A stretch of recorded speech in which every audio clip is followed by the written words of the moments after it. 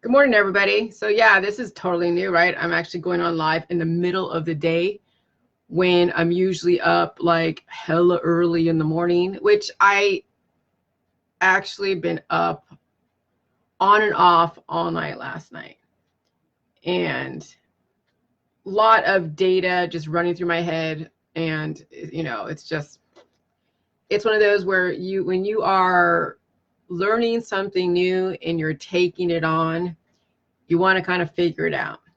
And so I remember in college, my stats class, trying to get through stats, and I got a tutor and I got help on the test. So I really didn't learn too much as far as stats and how to actually apply it.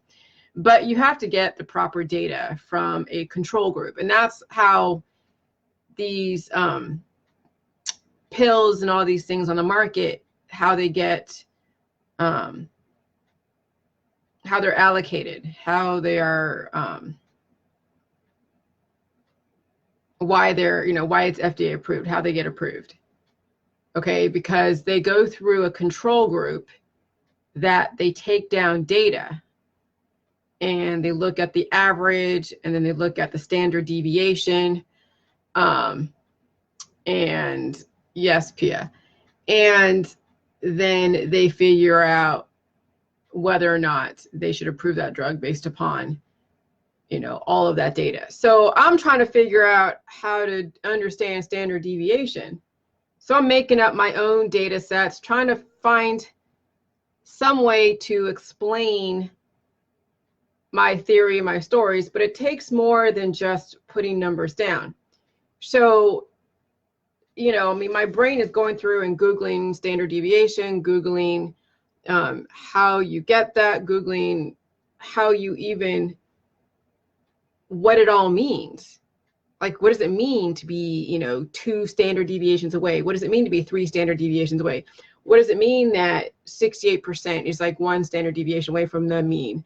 What does it mean that 95% is like 2 standard deviations away from the mean? What does it mean that 99.7 to 100% is like, 3 standard deviations away from the mean? And I remember making that, like talk about those concepts when it had to do with somebody trying to say that someone who's vegan and vegetarian, who's cute, or relative to their perception of what healthy is, they're doing the vegan and vegetarian right. And I'm saying, no, they're coming from a perception of relative health based upon the population. And even though someone may be relatively healthy based upon a very sick population, doesn't mean they're actually healthy. So that depends upon the average life expectancy, and then all this other data that, that isn't obvious. But when you look at it theoretically, just because someone looks healthy in our population doesn't mean they are healthy. Okay. And that's what I'm trying to get across to everybody. Just because someone looks healthy and they're selling you a lifestyle doesn't mean that what they're doing is actually healthy for you, because now we're dealing with different biochemistries and you have no idea what goes on the inside. So there's no way for you to really ascertain what healthy is until you actually bring in the science, and then you look at the science, and then you look at all the different things out there that people can hide their ill health by doing nips and tucks. So now you don't even know really truly what is healthy. Okay. And so now we got to take this a step further, because we can't just say, okay, well, as soon as you disappear a symptom, now you're healthy, you're healed, all that stuff. No, because you can do things to the body, poison it in a very mild way, and disappear a symptom. Doesn't mean you're actually healed and you're healthy. It just means that you disappear a symptom. That's all it means. So now we got to take it a step further, say now, okay, now it's about indefinite life. It's not about that you're going to die at some point, because if you die at some point, then whatever you do, it's not going to matter. So now we got to take it to the most extreme, which is indefinite life. But still, I mean, when you say what's the average life expectancy, and the average is like 78, 0.69 in the world, or 71 worldwide, or 78 in the US, then there's a standard deviation number that's plus or minus on each side, the negative and the positive, right? Plus or minus. And then they have a specific formula that says that a certain amount will be within 1 deviation, a certain amount will be within 2 deviations. And what do these deviations mean? That it's, the average is, a certain percentage is closer to the average, and then a certain percentage, which is a higher percentage, maybe a little bit, away from the average. And then there's unusual. There's like 3, which is like a bit more unusual. And then there's really unusual. Okay, so what do I mean by this? Well, I need to work my brain because I have to figure all this stuff out, but I don't have all the data numbers.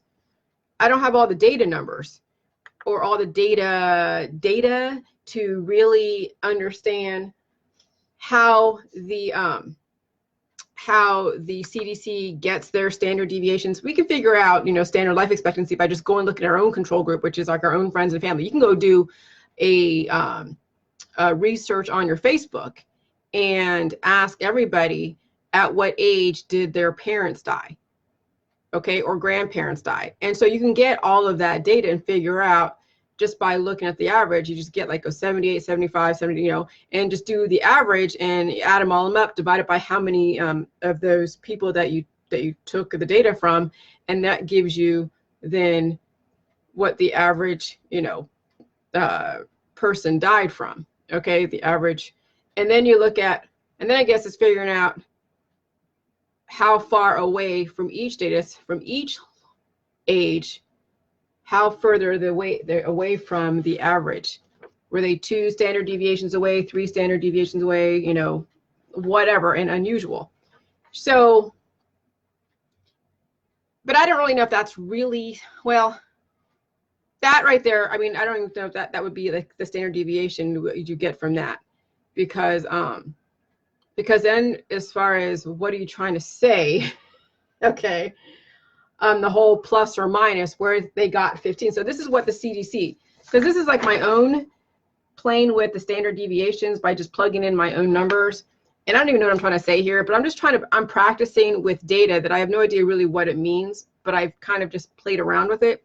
So you can kind of see where my thought process, so I can understand how to read some of these texts that deal with percentages and standard deviations and drugs and disease and all that stuff. So, I mean, just my own practice and playing around with, which I was doing since last night. So I'm like, okay, this is like everyone that dies in our society, they die at 1, die at 10. Like I have a control, group, and from 1 to 70, and there's 3 people, and died at 1 years old, 10 that died at 4 years old, 20, or 7 that died at 20 years old, 10 that died at 30 years old. So you can kind of see what these numbers represent, and then I put it in the X, which is like 3, 4, 7, 10, 15, 2, 4, and 5. And then I figure out the mean, so I added all this up and divided by how many is there, which is like 8, which is 45. And then this is just stuff that I'm just practicing, exercising my brain. Then I'm trying to figure out then the X minus the mean, which is then negative 42. And then you got to do the square. You got to square the mean. Okay, so then it gives you the square, okay, which is 1764. Then you got to get the mean of that, which is 12,000, because you add all this up, divide it by 8, you get 12,469. Then you do the square root of that, which is of the mean, which equals the standard deviation. That's the square root of the mean of all of this data. Then it gives you the standard deviation of 111. And then you put it on a graph that shows you then the 45 is but what does 45 represent? I mean, it's the average of what? Average of these numbers, but what does these numbers represent? Well, how do you even figure out, then, so you can kind of look then, okay, so 45 is the average of how many people have died, and you can kind of see, okay, it's 2.59, somewhere over here, and the plus 2 is like over here, they're like, they're in the 95 percentile, I guess, as far as 3 people who died at 1 year old. Okay, so it's based upon how you're trying to characterize the data. Okay, so that's what this is. I mean, because what this is like, these are standard deviations right here. +1, +2, +3, -1, -2, -3. And then you figure out the standard deviation and you put 45, and then you add then 111.66, and that gives you the next standard deviation, the next, I know. I can picture it if you could gather all the ups and downs and beam downs is the goal. I know, I get it. I'm just trying to just exercise my brain to kind of figure out how to even just kind of what they're saying, what it means. And so in my head, when I see what they're talking about, like plus or minus, like even the symbols, because when you read like industry text and jargon text and they use mathematical stuff, you're just like, what the hell are they trying to say? What does it mean? And so it makes it easier to read really, really technical information. Right, Melissa. It is very technical. It is really, but it kind of, it exercises your brain. So, but keep drinking the J juice, okay? Maybe you don't want to go there and you don't have to. I'm just letting you kind of know that what I'm doing, where I'm at with the J juice and where it has led me to something like this. So then I'm looking at, looking up the CDC and what the standard deviation of life expectancy, now I'm knowing how to ask questions. Yeah, thanks, Krista. So I'm asking, Google, well, what is the standard deviation of life expectancy in the US? And so they said life expectancy is 15. Or the standard deviation is 15.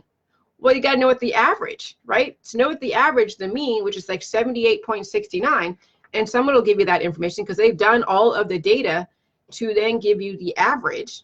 Where they get the data from, I have no idea. I wish I would know how they got their numbers, but they got it from somewhere. I'm going to trust them, okay? But you can do your own data analysis on your own Facebook to figure out what the average life expectancy in the US, do like a sample data with Facebook, okay? And so now I kind of understand where they're coming from, but I had to figure out, first of all, how do they even get these numbers to begin with, to plug it in, to then get to this number, to then get to the next thing, the next thing, the next thing. And I had a lot of trouble when I was younger in doing step problems. So this right now is telling me that my brain is working very differently, and I am now asking the right questions, more curious about why and how they got these numbers to begin with, to then give me an idea on, I don't know, how I could translate that same exercise in the thought process in other ways. I mean, that's all it is how do you transfer that same skill in from this to then something else, okay? And then knowing how to read industry text. So it's not just jargon and Greek. It's actually means something, and now you understand it. And that's really what I'm trying to get at. Because let me tell you, smart ass people that go to MIT and Stanford and Berkeley, they're specialized in very, very, very specific areas. And that's why people go to college and they do these assessment tests to figure out where their superpower is, right? And that's how these tests are created, to figure out where you would be specialized in one area. And now maybe we're changing the paradigm to where we don't have to be specialized in one area. Couldn't we be specialized in all the areas and know how to actually balance out the body, mind, and spirit? So that way you are overall smart in everything, and not just, a right brain or a left brain. You can actually use both sides of your brain and still be successful, and have specific measurable results to prove that you can do it all and not just be only specialized in one area. Yes, I see you, Sugar. That's my dog. So anyways, as far as what they've said, as far as standard deviation, they're saying that 68% of the population would be one standard deviation away from the average. Then they're saying 95% of the population is going to be two standards deviation away from the average or the mean. And then they're saying that 99.7 to 100 people are going to be three standards away from the standard deviations away from the mean. Thanks, Melissa. And then when you're outside of the three standard deviations away from the mean, that is unusual, and that's where the J juicers lie. We are going to be the unusual. So let me tell you how I've figured out how to plug in the information based upon what the CDC and everybody's told us. Okay, so if the average life expectancy is 78.69, and they got the standard deviation plus or minus 15, that's what the plus and the minus symbols you see, like above and below, plus and then minus.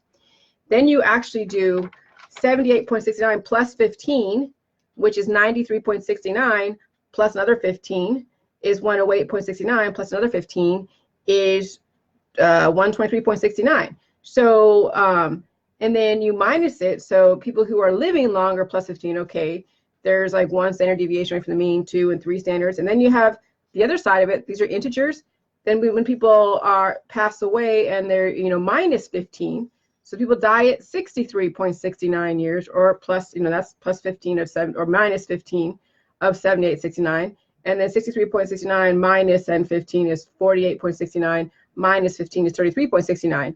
So the average people who actually, the lifespan of people is 68% live between 63 and 93. Okay, that's 68% of the population live between those two. Okay, but then the average is 78. Okay, and then That's one standard deviation away from the average, from the mean. Then you have 2 deviations away from the mean, which is between 48 and 108. Okay? So that's 95% of the world that is away from the mean. That's, you know, between 48 and 108. And then you have 99.7 to 100 people live between 33 and 123, which then takes into account all these points in between. And then anything outside of 3 deviations is unusual, okay? And the JJ, when you add 123 plus 15, that's going to be very freaking unusual. That's what we're aiming for. That's what we're aiming for, is to actually go outside of the 3rd deviation away from the average. Because the average person is dying at 78.69, and then you have those standard deviations away from the mean, and we want to now be like way the fuck out here, okay? But not dead. We don't want to die at like 23 or 20, right? We want to be, we don't want to die at all. We want to be off the freaking chart, plus 15, plus 15, plus 15, plus 15. That's exact. So I'm like, oh my God, I understand standard deviation. It's just a matter of getting all the data, where they got the data from and how that data is explained. So me just making up numbers doesn't really say too much, but it has me understand that to get standard deviation, you have to figure out how these numbers tell a story and where these numbers came from and what they represent. And I only knew what the 15 represented. If I only knew what the 15 represented. Then it would give us a bigger picture. Where did they get that 15? Where was that raw data that gave them the 15? Which I guess could tell you then, I don't know, maybe it's race, maybe it's socioeconomic status, maybe it's poverty. There could be so many different factors that make up standard deviation scores that, that then give us the plus or minus 15. And then the percentages closer to the mean and then further away from the mean. And that's freaking fascinating. I mean, that's what I was trying to figure out last night. And I was talking to my husband, like, husband, what does this mean? What does this mean? He's like, I don't know, Google it. So I'm like Googling and stuff, and I'm trying to write all this stuff through my phone on the stupid notepad that it wasn't working on my phone. And then I went to my email to do it, because I'm just trying to figure it out. And then I finally, you know, after I sent him off to work today, because he left for work a bit late because he's working the late shift, you know, then I started writing down, you know, doing these graphs, trying to figure out, you know, what am I trying to say here? Where's this data? Where's this coming from? Okay. And then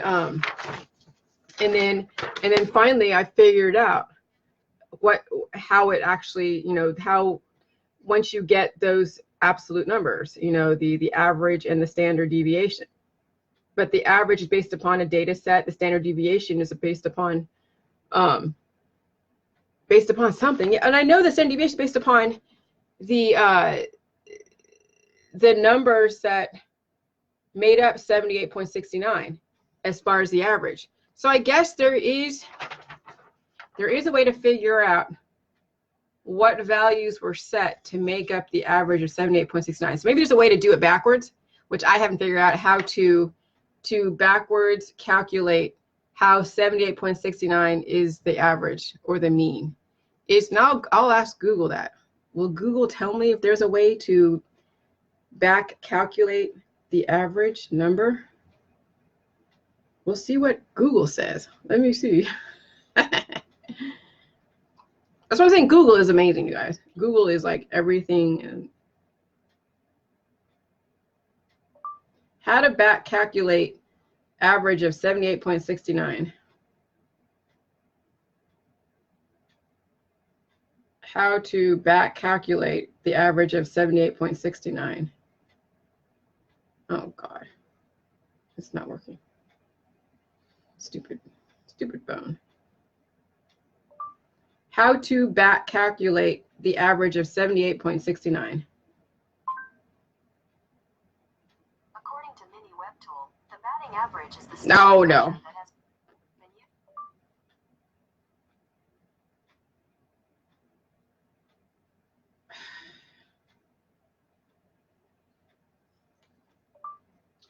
How to reverse figure out an absolute average. Like, I don't even know what to ask it. I don't know. I'll figure it out. But I don't know exactly how many numbers 78.69, how many numbers made up to get that 78.69? Because we know that no one really lives beyond 100, very few.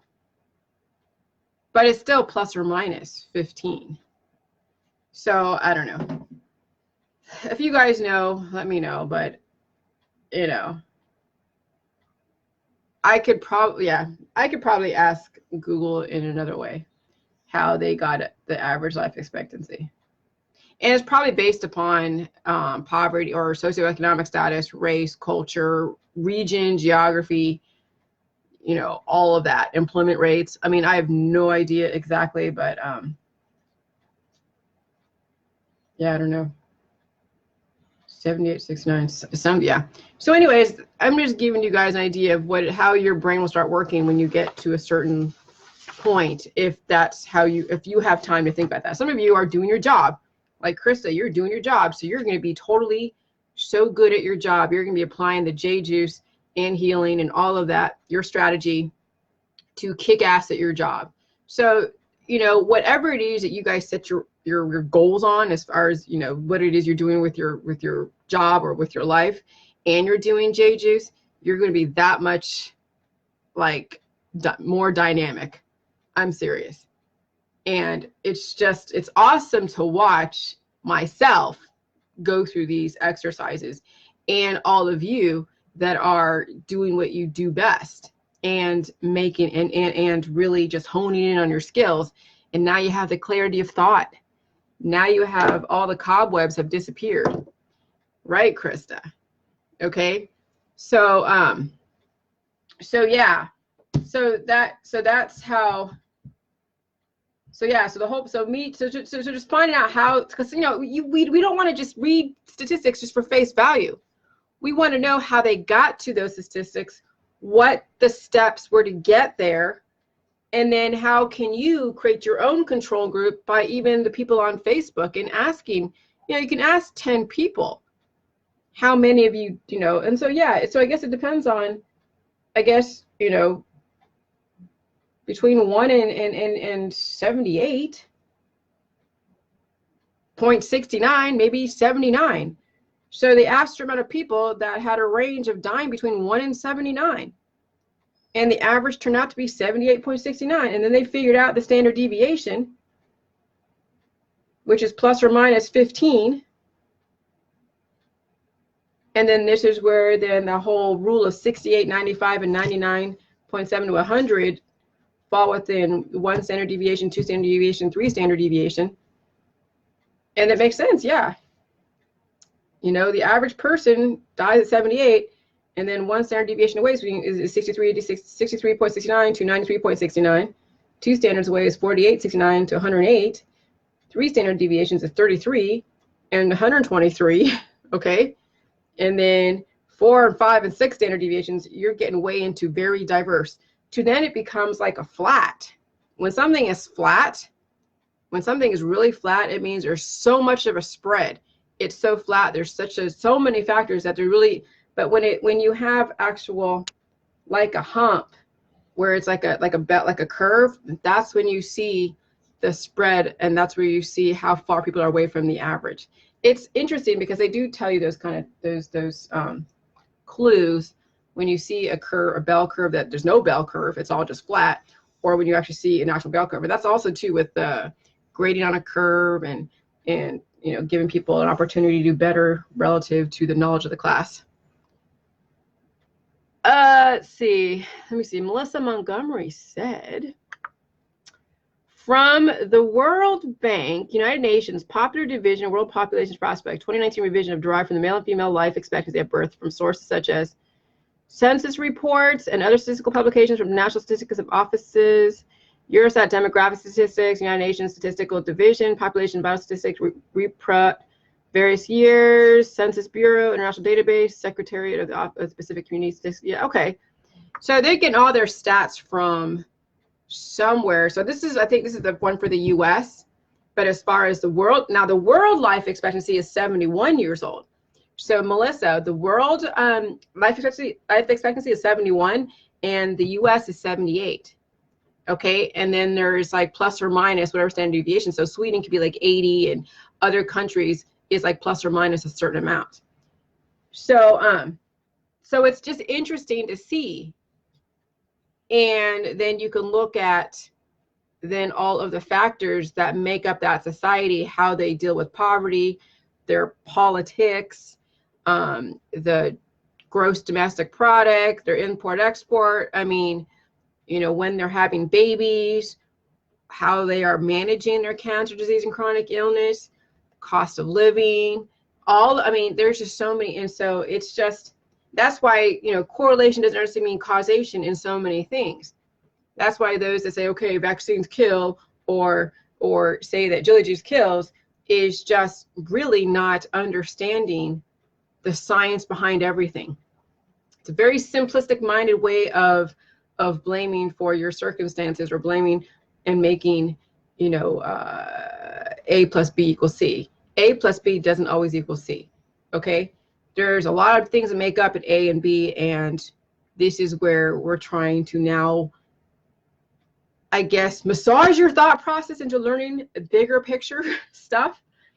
And there's a lot that goes into why people live or die. Oh yeah, no, Melissa, it's fine. No, it's fine. No, I'm not saying anything that you're wrong. No, I'm gonna say here, this is what you do. That's where they get their stats from. So you're absolutely right. It's not that you said anything wrong. Where they get their stats from is from those specific places. So let's figure this out. World life expectancy. According to Wikipedia, worldwide, the average life expectancy at birth was 71 years over the period 2010 to 2015. World The United Nations World Population Expects 2015 revision, or 69 years for 2016, according to the World Factbook. Worldwide, the average life expectancy at birth was 71 years. And then what you brought into where they get the information from. So you brought in where the data is being pulled from to then give us the average life expectancy for the world is 71. Okay, but then the US life expectancy, which is 78.69. Standard deviation US life expectancy. Shoot. Standard deviation US life expectancy. 15 years. The standard deviation in lifespan is about 15 years in the US, and theory and evidence suggest it is costly. Okay, so then the standard deviation is based upon all of the data from where they got the 78.69, and they figure it's plus or minus 15 years. And then you have the rule of 1 standard away, 2 standards away, 3 standards away, and then you have the J juicers that are going to break every single rule in the book. We're going to be the unusual. We're going to be so far away from the mean that we're going to be off the freaking charts. Okay, it's exactly what I wanted to see how I could illustrate the average, and then how far away from the mean, because then it substantiates my talking about that girl and her perception that her vegan and vegetarian cohorts are doing it correctly, when it's all perception. If you look at her family, people have died in her family probably between their 60s, 70s, 80s. So just because you look cute within a certain window of time doesn't mean you're healthy, especially if you believe that people should die. So that is more about what I'm trying to illustrate and say, is that what you look like doesn't necessarily mean that you're healthy, because there's so many deceptive ways to hide the internal chaos until you can't hide it anymore. And that is when time will tell. Time is going to be on our side. Time will make a hypocrite out of everybody that doesn't live within the laws of life. And that's what I mean by, by all that. So that's why I've been doing this whole standard deviation, to make sure that I was actually speaking the right way, and I was. Okay, but I really wanted to learn more about standard deviation, and I learned that in stats class, but I really didn't learn it because I was just going through the class and getting tutored and then just not really absorbing the information and applying it to something that makes sense. So that's why I didn't like school so much when I was a kid, and even in college, because there was nothing that I could apply it to that would make sense that I enjoyed. And that's kind of what's wrong with school, is that you don't know really what to apply to where it translates into something that you recognize, that you can see and understand, and then you could possibly change. Okay? And so, yeah, I mean, when I learned this, I realized that where we're going to be, and we're going to change these standard deviations. We're going to change all that. That's when college is fun, is when you actually know, when you can actually take the foundational concepts and change the outcome, not regurgitate the same outcome, which they do in college. They regurgitate the same outcome. Credentials are only there to substantiate a person's belief system. Until academia changes their belief system, credentials don't mean shit in the Jilly Juice world, except for foundational basics, but the outcome is what's going to change and differ from academia and the mainstream. So, yeah. So anyways, that's all I'm going to say. I'm going to leave you guys to your stuff, but I really wanted to just exercise my mind to figure out where this number came from, why it's right here, why it's this way, how do you apply it to the bell curve, why is there this much distance between these numbers, what is this, what is that. I mean, I'm telling you, it is just so awesome. Okay, so you guys just keep drinking the J juice. Thanks, Melissa Montgomery, for your contribution. Hey, John. Hey, Krista. Hey, all of you, Albert, everybody. Have a good day. Keep drinking. Bye.